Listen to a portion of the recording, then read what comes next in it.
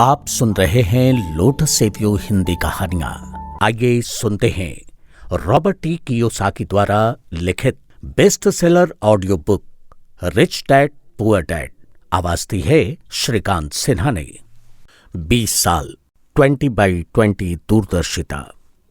आज से 20 साल पहले बीटल्स ने 1 जून 1967 को sergeant papers lonely hearts club band album release किया।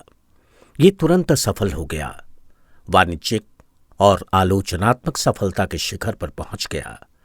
यह एल्बम इंग्लैंड में एल्बम चार्ट के शिखर पर 27 सप्ताह रहा और अमेरिका में 15 सप्ताह तक नंबर 1 रहा। टाइम मैगजीन ने सर्जेंट पेपर्स को संगीत की प्रगति में एक ऐतिहासिक मोड़ कहा था। इसने 1968 में 4 ग्रैमी अवार्ड्स जीते, साथ ही एल्बम ऑफ द ईयर भी जीता। ये सम्मान पाने वाला ये पहला रॉक एल्बम था। रिच डैड पुअर डैड मेरे 50वें जन्मदिन पर 8 अप्रैल 1997 को रिलीज हुई थी। द बीटल्स कहानी के विपरीत ये पुस्तक तुरंत सफल नहीं हुई, ना तो वाणिज्यिक दृष्टि से ना ही आलोचनात्मक दृष्टि से। वास्तव में पुस्तक के प्रकाशन और इसके बाद उठे आलोचना के तूफान इसके एकदम विपरीत थे। रिच डैड पुअर डैड को मूलतः स्वयं प्रकाशित किया गया था, क्योंकि हम जिस भी पुस्तक प्रकाशक के पास गए, हर एक ने मेरी पुस्तक को ठुकरा दिया। अस्वीकृति के कुछ पत्रों में इस तरह की टिप्पणियां थीं। आप ये नहीं जानते कि आप किस बारे में बात कर रहे हैं। मैंने सीखा कि ज्यादातर प्रकाशक मेरे अमीर डैडी के बजाय मेरे उच्च शिक्षित गरीब डैडी की तरह अधिक थे। ज्यादातर प्रकाशक पैसे के बारे में मेरे अमीर डैडी के सबकों से सहमत नहीं थे, मेरे गरीब डैडी की तरह। 20 साल बाद 1997 में रिच डैड पुअर डैड एक चेतावनी थी, भविष्य के बारे में सबकों की पुस्तक।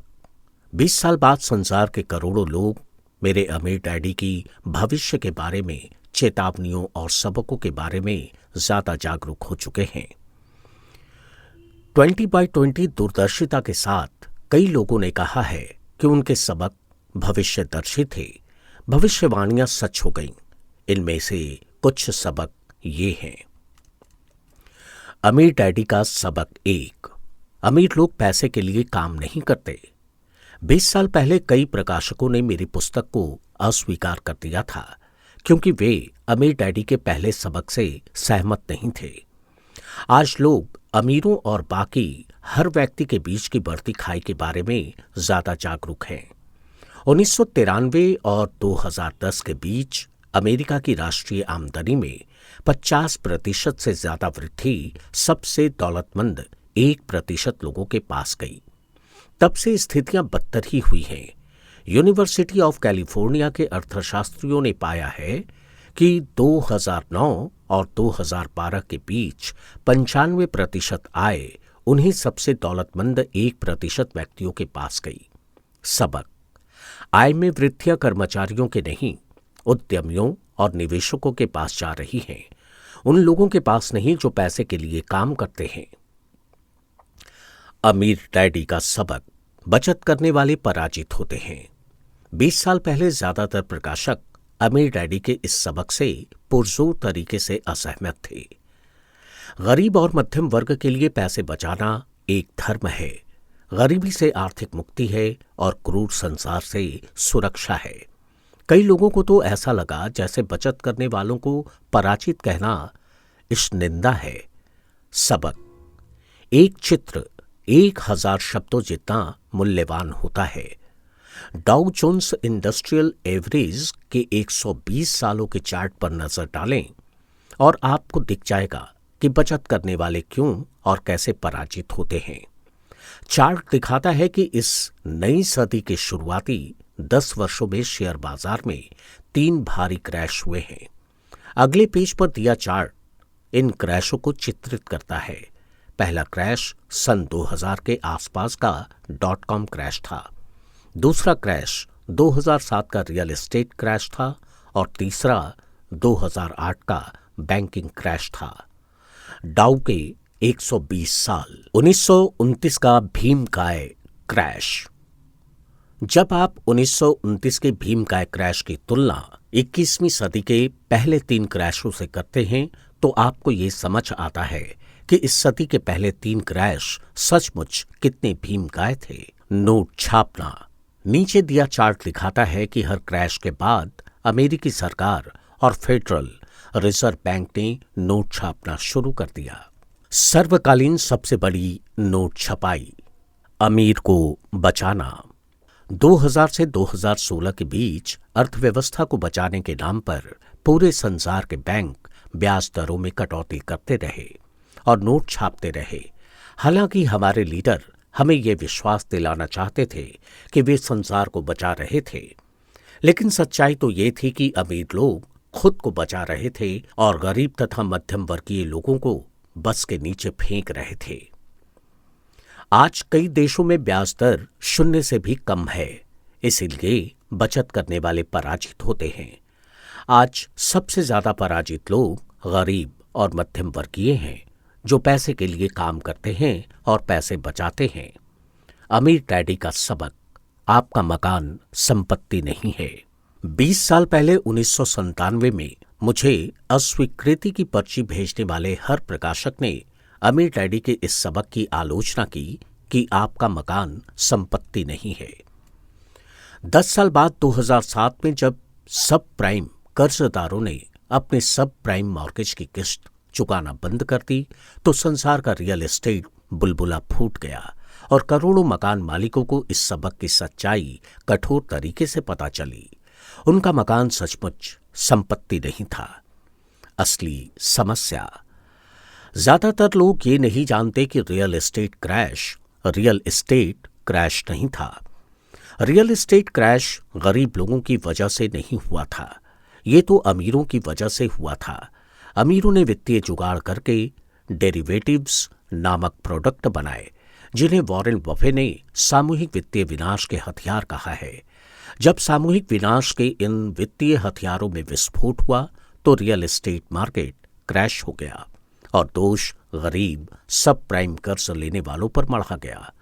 2007 में वित्तीय डेरिवेटिव्स में लगभग $700 ट्रिलियन थे।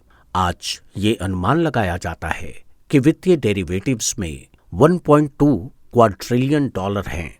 दूसरे शब्दों में असली समस्या कम नहीं हुई है बल्कि ज्यादा बढ़ गई है। अमीर डैडी का सबक। अमीर लोग कम टैक्स क्यों देते हैं? 20 साल पहले कई प्रकाशकों ने ये उजागर करने के लिए रिच डैड पुअर डैड की आलोचना की थी। अमीर लोग टैक्स में कम कैसे और क्यों देते हैं? एक ने कहा कि ये सबक गैर कानूनी है। 10 साल बाद 2007 में राष्ट्रपति बराक ओबामा पूर्व गवर्नर मिट रोमनी के खिलाफ पुनर्चुनाव के लिए खड़े हुए। जब ये उजागर किया गया कि राष्ट्रपति ओबामा ने अपनी आमदनी का लगभग 30% टैक्स में दिया और गवर्नर रोमनी ने 13% से कम दिया, तो मिट रोमनी की वो नीचे गिरने वाली ढलान शुरू हुई, जिसके बाद वे चुनाव हार गए। एक बार फिर टैक्स 2016 के अमेरिकी राष्ट्रपति चुनाव में केंद्र बिंदु बन गया। मिट रोमनी और राष्ट्रपति डोनाल्ड ट्रंप कानूनी रूप से कम टैक्स क्यों देते हैं, ये पता लगाने के बजाय गरीब और मध्यम वर्गीय लोग नाराज हो जाते हैं। हालांकि राष्ट्रपति ट्रंप गरीबों और मध्य वर्ग के लिए टैक्स कम करने का वादा करते हैं, लेकिन सच तो यह है कि अमीर लोग टैक्स में हमेशा कम चुकाएंगे। अमीर लोग कम टैक्स देते हैं, इसका कारण अमीर डैडी के सबक क्रमांक 1 में मिलता है। अमीर लोग पैसे के लिए काम नहीं करते। जब तक कोई व्यक्ति पैसे के लिए काम करता है वो टैक्स चुकाएगा। जब राष्ट्रपति पद की उम्मीदवार हिलेरी क्लिंटन अमीरों पर टैक्स बढ़ाने का वादा कर रही थीं, तो वे असली अमीरों पर नहीं बल्कि ऊंची आमदनी वाले लोगों जैसे डॉक्टरों, अभिनेताओं और वकीलों पर टैक्स बढ़ाने का वादा कर रही थीं। 20 साल पहले। हालांकि रिच डैड पुअर डैड तुरंत सफल नहीं हुई, जैसे कि the Beatles Sergeant Pepper's album हुआ था, लेकिन रिच डैड पुअर डैड वर्ष 2000 तक the New York times best seller सूची में पहुंच गई और लगभग 7 साल तक उस सूची में बनी रही। इसके अलावा वर्ष 2000 में ओपरा विनफ्रे का फोन आया। मैं पूरे 1 घंटे तक ओपरा कार्यक्रम में रहा और जैसा लोग कहते हैं बाकी इतिहास है। रिच डैड पुअर डैड इतिहास की नंबर 1 व्यक्तिगत वित्त पुस्तक बन चुकी है और पूरे संसार में रिच डैड सीरीज की लगभग 4 करोड़ पुस्तकें बिक चुकी हैं। क्या सचमुच कोई अमीर डैडी थे? करोड़ों लोगों ने पूछा है, क्या सचमुच कोई अमीर डैडी थे? इस प्रश्न का जवाब देने के लिए आप अमीर डैडी के बेटे माइक की बातें सुन सकते हैं, जब वे रिच डैड रेडियो शो पर अतिथि के रूप में आए थे। आप richdadradio.com पर जाकर वो प्रोग्राम सुन सकते हैं। Rich dad graduate school. Rich dad poor dad यथासंभव सरल लिखी गई थी ताकि हर व्यक्ति मेरे अमीर डैडी के सबकों को समझ सके।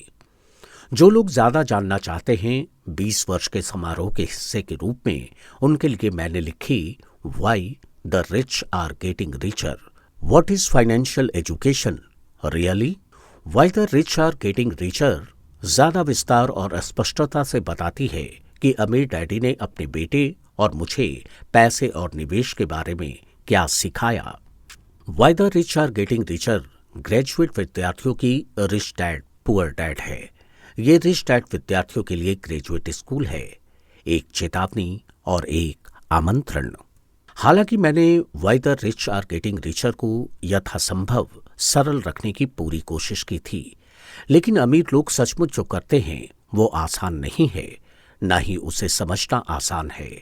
अमीर लोग सचमुच जो करते हैं उसके लिए असली वित्तीय शिक्षा की जरूरत होती है, जो हमारे स्कूलों में नहीं सिखाई जाती। मैं सुझाव देता हूं, पहले आप रिच डैड पुअर डैड सुने, इसके बाद अगर आप और ज्यादा जानना चाहते हैं तो शायद why the rich are getting richer आप ही के लिए है। 20 बेहतरीन वर्षों के लिए आपको धन्यवाद। अतीत, वर्तमान और भविष्य के मेरे सभी पाठकों को द रिच डैड कंपनी के हम सभी लोगों की ओर से 20 बेहतरीन वर्षों के लिए आपको धन्यवाद। मानवता के वित्तीय कल्याण को ऊपर उठाना हमारा मिशन है और ये एक समय में एक जीवन और एक व्यक्ति से शुरू होता है। प्रस्तावना। Rich dad poor dad.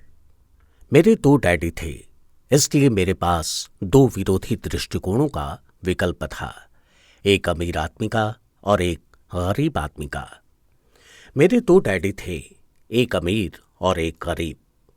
एक उच्च शिक्षित और बुद्धिमान थे, वे पीएचडी थे और उन्होंने 4 साल का पूर्व स्नातक पाठ्यक्रम 2 साल में ही पूरा कर लिया था। इसके बाद पढ़ाई के लिए वे स्टैनफोर्ड यूनिवर्सिटी, शिकागो यूनिवर्सिटी और नॉर्थ वेस्टर्न यूनिवर्सिटी गए, जाहिर है पूरी स्कॉलरशिप्स पर। दूसरे डैडी कभी 8वीं भी पास नहीं कर पाए। दोनों ही डैडी अपने करियर में सफल थे। दोनों ने ही जिंदगी भर कड़ी मेहनत की, दोनों ने ही काफी पैसे कमाए, लेकिन एक हमेशा आर्थिक परेशानियों से जूझते रहे, दूसरे आगे चलकर हवाई के सबसे अमीर लोगों में से एक बने। एक अपनी मृत्यु के समय अपने परिवार, परोपकारी संस्थाओं और चर्च के लिए करोड़ों डॉलर छोड़कर गए, दूसरे ने अधूरे बिल छोड़े जिनका भुगतान बाकी था। दोनों ही डैडी शक्तिशाली, करिश्माई और प्रभावशाली थे। दोनों ने ही मुझे सलाह दी, लेकिन उन्होंने एक जैसी चीजें करने की सलाह नहीं दी। दोनों ही शिक्षा पर बहुत जोर देते थे, लेकिन उन्होंने अध्ययन के लिए एक जैसे पाठ्यक्रम की सलाह नहीं दी। अगर मेरे सिर्फ एक ही डैडी होते तो मैं या तो उनकी सलाह मान लेता या फिर उसे ठुकरा देता। 2 डैडी होने से मुझे विरोधी दृष्टिकोण का विकल्प मिला, एक अमीर आदमी का और दूसरा गरीब आदमी का।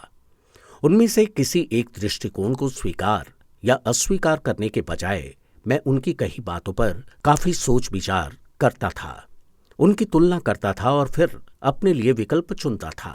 समस्या ये थी कि अमीर डैडी उस वक्त अमीर नहीं थे और गरीब डैडी उस वक्त गरीब नहीं थे। दोनों ही अपना करियर शुरू कर रहे थे और दोनों ही आर्थिक व पारिवारिक क्षेत्रों में संघर्ष कर रहे थे, परंतु पैसे के बारे में उनके दृष्टिकोण बहुत भिन्न थे। मिसाल के तौर पर एक डैडी कहते थे पैसे का प्रेम ही सारी बुराई की जड़ है, दूसरे डैडी कहते थे पैसे की कमी ही सारी बुराई की जड़ है। दो शक्तिशाली डैडियों की अलग अलग सलाह से बचपन में मुझे बड़ी उलझन होती थी। मैं एक अच्छे बेटे की तरह उनकी बातें सुनना चाहता था और उन पर अमल करना चाहता था। दिक्कत ये थी कि दोनों डैडी एक सी बातें नहीं करते थे। उनके दृष्टिकोण में जमीन आसमान का अंतर था, खास तौर पर पैसे के संबंध में। इससे मैं बहुत चकराता था, लेकिन मेरी जिज्ञासा जाग गई। मैं काफी समय तक सोचता रहता था कि उनमें से किसने क्या कहा और क्यों कहा। अपने खाली समय में अधिकतर मैं इसी बारे में विचार करते हुए खुद से ये सवाल पूछता था, उन्होंने ऐसा क्यों कहा। फिर मैं दूसरे डैडी की कई बातों के बारे में भी यही सवाल पूछता था। इसके बजाय तो ये कहना ज्यादा सरल होता, हाँ उनकी बात बिल्कुल सही है, मैं इससे सहमत हूं, या ये कहकर उनके उस दृष्टिकोण को नकार देना भी आसान होता है। उन बुजुर्ग इंसान को पता ही नहीं है कि वे क्या बोल रहे हैं। मैं दोनों डैडियों से प्रेम करता था, इसलिए मैं सोचने के लिए विवश हुआ और अंततः मुझे अपने लिए सोचने का तरीका चुनने की खातिर मजबूर होना पड़ा। इस प्रक्रिया में अपने लिए विकल्प चुनना आगे चलकर काफी मूल्यवान साबित हुआ, जो किसी दृष्टिकोण को सिर्फ स्वीकार या अस्वीकार करने से संभव नहीं था। अमीर लोग ज्यादा अमीर बनते हैं और गरीब ज्यादा गरीब तथा मध्य वर्ग कर्ज में डूबा रहता है। इसका एक कारण ये है कि पैसे का विषय स्कूल में नहीं घर पर पढ़ाया जाता है।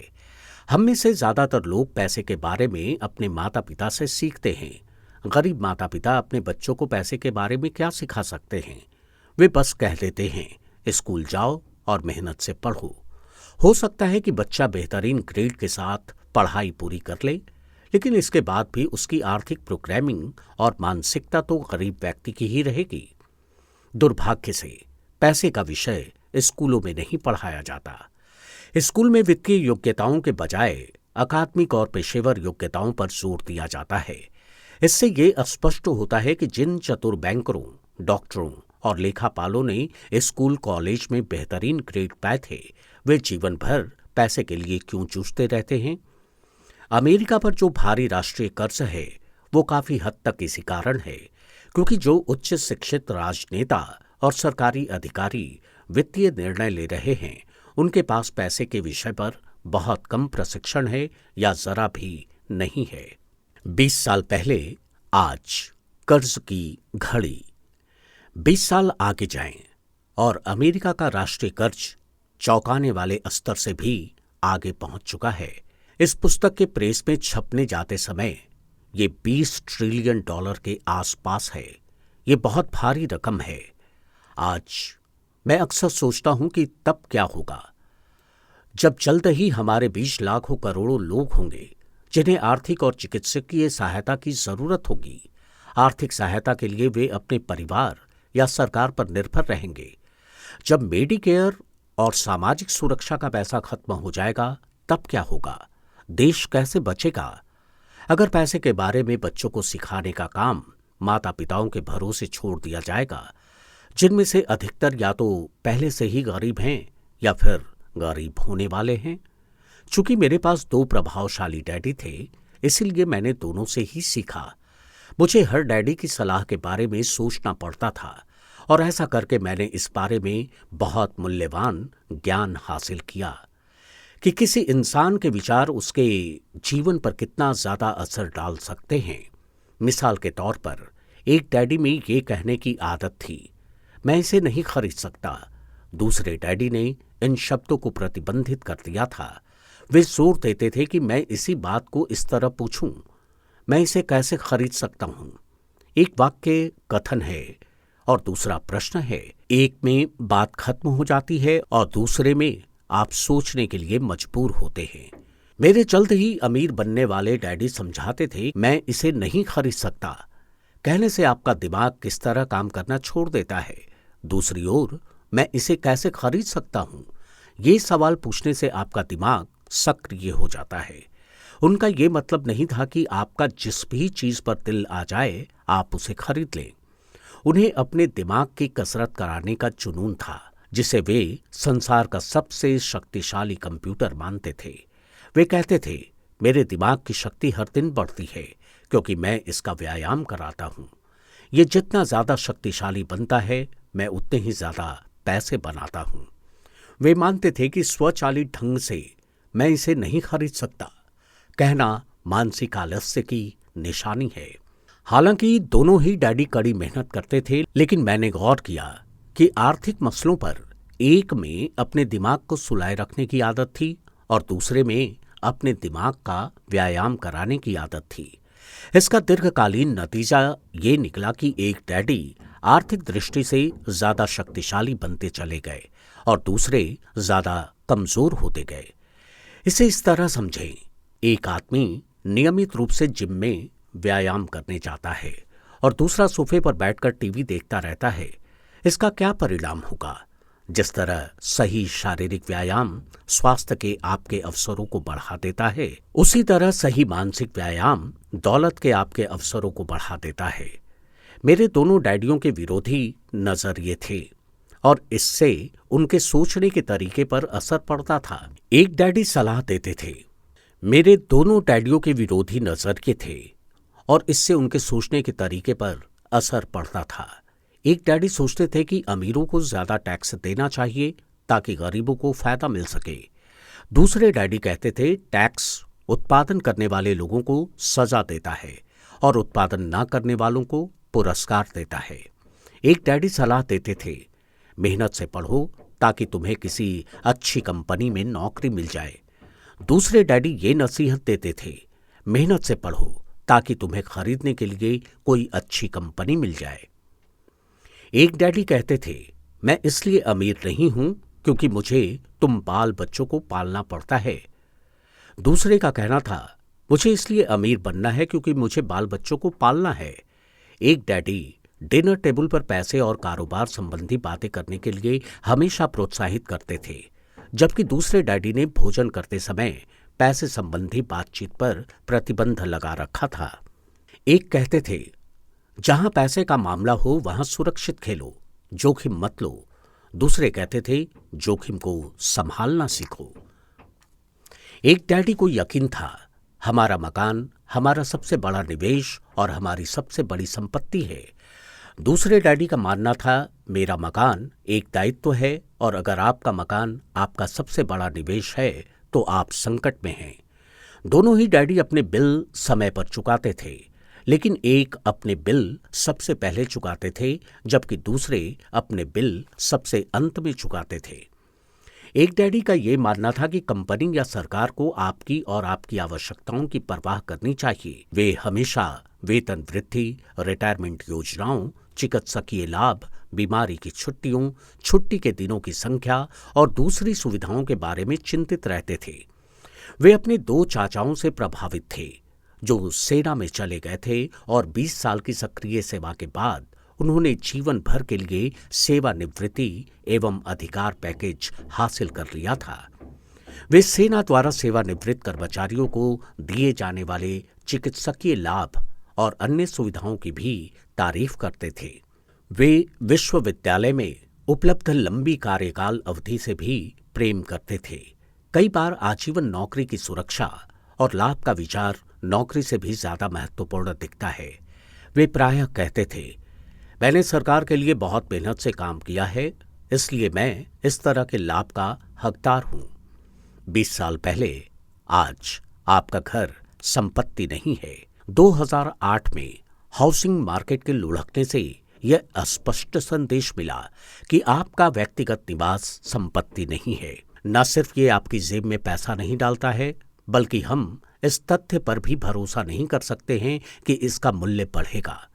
कई मकानों का मूल्य 2017 में भी उससे कम है जितना कि ये 2007 में था। दूसरे डैडी पूरी तरह से आर्थिक स्वावलंबन में यकीन करते थे। वे सुविधा भोगी या अधिकार की मानसिकता के विरोधी थे और कहते थे कि ये मानसिकता लोगों को कमजोर तथा आर्थिक रूप से जरूरतमंद बनाती है। वे आर्थिक रूप से सक्षम होने पर बहुत जोर देते थे। एक डैडी कुछ डॉलर बचाने के लिए जूझे, दूसरे ने निवेश उत्पन्न किए। एक डैडी ने मुझे सिखाया कि अच्छी नौकरी खोजने के लिए प्रभावशाली बायोडेटा कैसे लिखा जाए। दूसरे ने मुझे सिखाया कि शक्तिशाली व्यावसायिक और वित्तीय योजनाएं कैसे लिखी जाएं, ताकि मैं दूसरों को नौकरियां दे सकूं। दो शक्तिशाली डैडियों के साथ रहने की वजह से मुझे ये विश्लेषण करने का अवसर मिला कि अलग अलग विचारों का जीवन पर कितना अलग अलग असर होता है। मैंने गौर किया कि लोग दरअसल अपने विचारों से ही अपने जीवन को आकार देते हैं। मिसाल के तौर पर मेरे गरीब डैडी हमेशा कहा करते थे, मैं कभी अमीर नहीं बन पाऊंगा, और आगे चलकर उनकी ये भविष्यवाणी सही साबित हुई। दूसरी ओर मेरे अमीर डैडी हमेशा खुद को अमीर मानते थे। वे इस तरह की बातें कहते थे, मैं अमीर हूं और अमीर लोग ऐसा नहीं करते। जब एक बड़े वित्तीय झटके के बाद वे दिवालिया होने की कगार पर थे, तब भी वे खुद को अमीर आदमी ही कहते रहे। वे अपने समर्थन में ये कहते थे, गरीब होने और कड़के होने में फर्क होता है। कड़का होना अस्थायी है, गरीब होना अस्थायी है। मेरे गरीब डैडी कहते थे, पैसे में मेरी कोई दिलचस्पी नहीं है या पैसा महत्वपूर्ण नहीं है। मेरे अमीर डैडी हमेशा कहते थे, पैसा ही शक्ति है। हमारे विचारों की शक्ति को कभी नापा नहीं जा सकता, न ही उनके प्रभाव को कभी पूरी तरह समझा जा सकता है। लेकिन इसके बावजूद बचपन में ही मैं ये समझ गया था कि मुझे अपने विचारों पर ध्यान देना चाहिए और अपनी अभिव्यक्ति पर भी। मैंने गौर किया कि मेरे गरीब डैडी के गरीब होने का कारण ये नहीं था कि वे कम पैसे कमाते थे। उनकी तनख्वाह काफी अच्छी थी। वे तो अपने विचारों और कार्यों के कारण गरीब थे। दो डैडी होने के कारण मैं बचपन में ही बहुत सजग और जागरूक हो गया था कि मैं किन विचारों को अपनाऊं, मैं किसकी बात मानूं, अपने अमीर डैडी की या गरीब डैडी की। हालांकि वे दोनों ही शिक्षा और सीखने को बहुत महत्वपूर्ण मानते थे, लेकिन क्या सीखा जाए, इस बारे में दोनों की राय अलग अलग थी। एक चाहते थे कि मैं मेहनत से पढ़ूं, डिग्री हासिल करूं और पैसे कमाने के लिए कोई अच्छी नौकरी हासिल कर लूं। वे चाहते थे कि मैं किसी पेशे में जाने या वकील या अकाउंटेंट बनने के लिए अध्ययन करूं या किसी बिजनेस स्कूल से MBA करूं। दूसरे डैडी मुझे प्रोत्साहित करते थे कि मैं अमीर बनने के लिए अध्ययन करूं, ताकि मैं ये समझ लूं कि पैसा कैसे काम करता है और ये सीख लूं कि इससे अपने लिए कैसे काम कराया जाए। मैं पैसे के लिए काम नहीं करता, ये शब्द वे बार बार दोहराते थे। पैसा मेरे लिए काम करता है। गरीब होने और कड़के होने में फर्क होता है। कड़का होना अस्थायी है, गरीब होना अस्थायी है। 9 साल की उम्र में मैंने ये फैसला किया कि मैं पैसे के बारे में अपने अमीर डैडी की बात मानूंगा और उन्हीं से सीखूंगा। इसका मतलब ये निर्णय लेना भी था कि मैं अपने गरीब डैडी की बातें अनसुनी कर दूंगा। हालांकि उनके पास कॉलेज की ऊंची ऊंची डिग्रियां थीं। रॉबर्ट फ्रॉस्ट का सबक। रॉबर्ट फ्रॉस्ट मेरे प्रिय कवि हैं। हालांकि मुझे उनकी बहुत सी कविताएं पसंद हैं, लेकिन द रोड नॉट टेकन मुझे सबसे ज्यादा पसंद है। मैं इसके सबक का इस्तेमाल लगभग हर दिन करता हूं। द रोड नॉट टेकन, वो राह जिसे चुना नहीं गया। पीले जंगल में दो राहें अलग अलग जा रही थीं और अफसोस कि मुझे उन दोनों में से एक ही को चुनना था। और यात्री के तौर पर मैं काफी देर तक खड़ा रहा और मैंने एक को देखा जितनी दूर तक मैं देख सकता था। इसके झुरमुटों में मुड़ने से पहले फिर मैंने दूसरी राह चुनी जो उतनी ही अच्छी थी और संभवतः इसका दावा बेहतर था, क्योंकि यहां घास ज्यादा थी और राहगीर कम गुजरे थे। और उस समय दोनों ही राहें एक जैसी पत्तियों से ढकी थीं, जिन पर किसी ने चलकर निशान नहीं बनाए थे।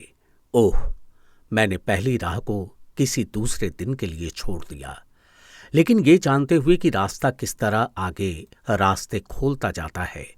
मुझे यकीन नहीं था कि मैं वहां कभी लौट पाऊंगा।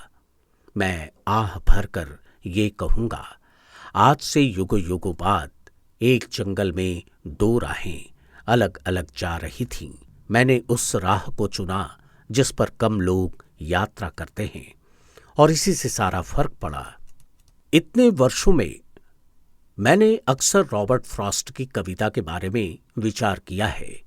पैसे के बारे में मेरे उच्च शिक्षित डैडी की सलाह और नजरिए को न मानने का निर्णय दुखद था, लेकिन ये एक ऐसा निर्णय था जिसने मेरी जिंदगी की दिशा तय कर दी। एक बार जब मैंने ये फैसला कर लिया कि किसकी बात मानूंगा, तो धन के बारे में मेरी शिक्षा शुरू हो गई। मेरे अमीर डैडी ने मुझे 30 साल तक सिखाया, जब तक कि मैं 39 साल का नहीं हो गया।